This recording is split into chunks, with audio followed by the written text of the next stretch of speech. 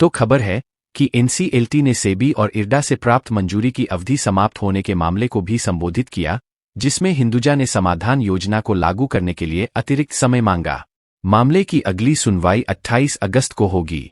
पिछले साल जुलाई में इंडसइंड बैंक के प्रवर्तक आईआईएचएल ने रिलायंस कैपिटल के अधिग्रहण के लिए 9,861 करोड़ रुपए की बोली लगाई थी, जिसे बाद में प्रशासक ने मंजूरी दे दी थी। राष्ट्रीय कंपनी कानून न्यायाधिकरण एनसीएलटी ने सोमवार को भारतीय रिजर्व बैंक आरबीआई और औद्योगिक नीति एवं संवर्धन विभाग डीआईपीपी को निर्देश दिया कि वे हिंदुजा के स्वामित्व वाली इंडसइंड इंटरनेशनल होल्डिंग्स लिमिटेड आईआईएचएल को दिवालिया कंपनी रिलायंस कैपिटल का अधिग्रहण पूरा करने के लिए आवश्यक मंजूरी में तेजी लाएं। न्यायमूर्ति वीरेंद्र सिंह जी बिष्ट और न्यायमूर्ति प्रभात कुमार की पीठ ने समाधान योजना के तहत कॉरपोरेट देनदार रिलायंस कैपिटल के पक्ष में धनराशि जारी करने के लिए इन स्वीकृतियों की महत्वपूर्ण प्रकृति पर जोर दिया। पीठ ने कहा, हम आरबीआई और डीपीआईआईटी को आवेदकों कॉरपोरेट देनदार द्वारा दायर आवेदन पर विचार करने में तेजी लाने का निर्देश देते हैं। आगे की कहानी जानने से पहले वीडियो को एक लाइक करके चैनल को सब्सक्राइब जरूर कर लीजिए, क्योंकि यह आपके लिए 1 सेकंड का काम है, लेकिन इससे हमारी काफी बड़ी मदद होती है। यह निर्देश हिंदुजा बंधुओं द्वारा दायर याचिका के बाद आया है, जिसमें न्यायाधिकरण द्वारा 23 जुलाई को रिलायंस कैपिटल के लिए समाधान योजना को लागू करने के लिए निर्धारित समय सीमा को बढ़ाने की मांग की गई थी। हिंदुजा बंधुओं ने योजना के क्रियान्वयन की जटिलताओं से निपटने के लिए अतिरिक्त समय की मांग की थी।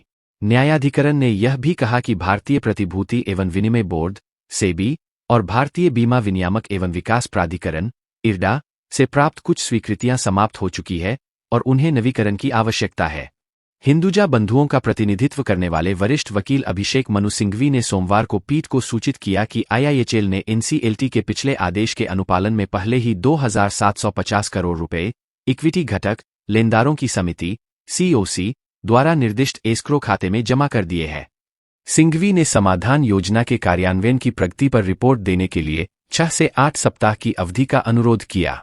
हालांकि प्रशासक के वरिष्ठ अधिवक्ता गौरव जोशी ने किसी भी अतिरिक्त विस्तार का विरोध किया, इसके बजाय प्रक्रिया की बारीकी से निगरानी के साथ सशर्त 2 सप्ताह के विस्तार की वकालत की। उन्होंने इसमें शामिल महत्वपूर्ण वित्तीय दाव पर जोर दिया और देरी के खिलाफ चेतावनी दी।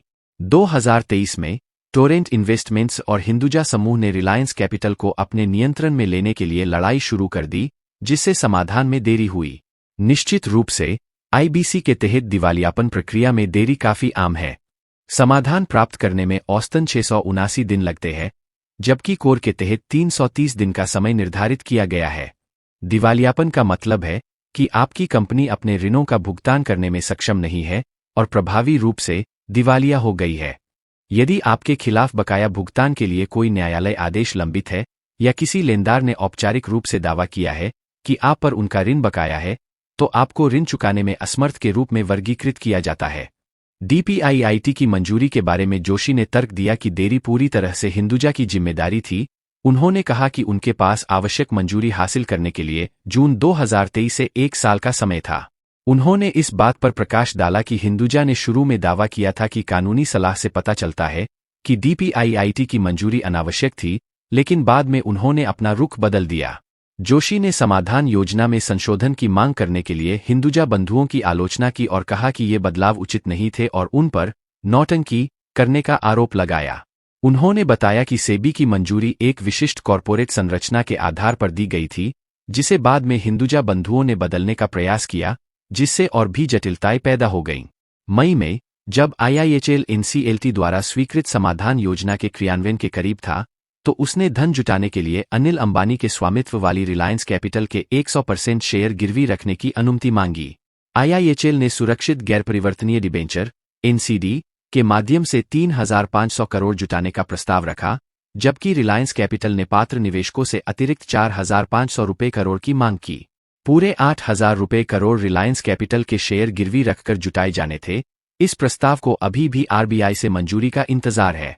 अप्रैल में हिंदुजा समूह ने आरबीआई को एक और अनुरोध प्रस्तुत किया, जिसमें अपने कॉरपोरेट ढांचे में बदलाव के लिए मंजूरी मांगी गई।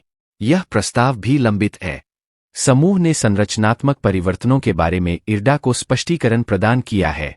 एनसीएलटी ने दोनों पक्षों से सहयोग करने और लंबित मुद्दों को सुलझाने का आग्रह करते हुए अपना फैसला सुनाया। न्यायाधिकरण ने अगली सुनवाई 28 अगस्त के लिए निर्धारित की। पिछले जुलाई में इंडसइंड बैंक के प्रमोटर IIHL ने रिलायंस कैपिटल के अधिग्रहण के लिए 9,861 रुपये करोड़ की बोली लगाई थी, जिसे बाद में प्रशासक ने मंजूरी दे दी थी। बोली को लेनदारों से भी भारी समर्थन मिला, जिसमें 99% बहुमत से इसके पक्ष में मतदान हुआ। नवंबर 2021 में भारतीय रिजर्व बैंक ने भुगतान चूक और गंभीर शासन मुद्दों के मद्देनजर रिलायंस कैपिटल के बोर्ड को भंग कर दिया था। रिलायंस कैपिटल पर 16,000 रुपये करोड़ का सुरक्षित ऋण था, जिसमें 23,666 रुपये करोड़ से अधिक के स्वीकृत दावे शामिल थे। अपनी राय कमेंट में जरूर बताएं और इस वीडियो को एक लाइक करके अपने मित्रों तक शेयर जरूर करें ताकि उन्हें भी जानकारी मिल सके।